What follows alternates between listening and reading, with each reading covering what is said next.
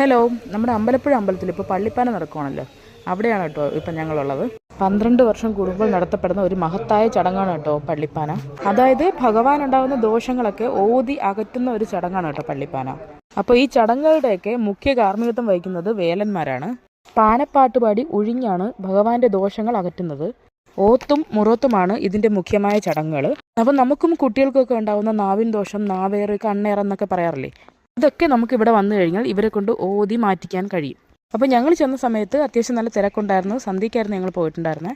അപ്പോൾ ഈ ടൈമിൽ ചെന്നുകൊണ്ടുതന്നെ നല്ലൊരു ചുക്ക് കാപ്പിയും ബിസ്ക്കറ്റൊക്കെ ഞങ്ങൾക്ക് അവിടെ നിന്ന് കിട്ടിയിട്ടുണ്ടായിരുന്നു. അപ്പോൾ 12 വർഷം കൂടുമ്പോൾ നടക്കുന്ന ഈ പള്ളിപ്പാനയിൽ പങ്കെടുക്കാൻ കഴിയുന്നതും അത് മനസ്സിലാക്കാൻ കഴിയുക എന്നുള്ളതൊക്കെ വലിയൊരു ഭാഗ്യമാണ് കേട്ടോ.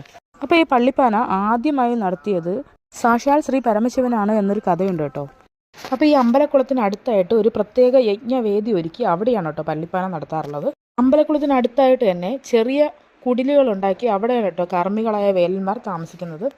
ഈ വേലന്മാർ താമസിക്കുന്നിടത്ത് നിന്ന് കുറച്ച് മാറി വേറൊരു കുടിൽ നിർമ്മിച്ചിട്ടുണ്ട്. അത് അമ്പനാട്ട് പണിക്കർക്ക് വേണ്ടിയിട്ടുള്ളതാണ്. ഈ അമ്പനാട്ടുകാരെന്ന് പറഞ്ഞാൽ അമ്പലപ്പുഴ ക്ഷേത്രത്തിലെ പല ചടങ്ങുകൾക്കും പ്രമുഖമായൊരു സ്ഥാനം അവർക്കുണ്ട് കേട്ടോ. അപ്പോൾ അതിന് പിന്നിൽ മറ്റൊരു കഥയുണ്ട് കേട്ടോ. അത് ഞാൻ പിന്നൊരു ദിവസം പറയാം. അപ്പോൾ പള്ളിപ്പാന നടക്കുന്നത് ഫെബ്രുവരി 5 മുതൽ 22 വരെയാണ്.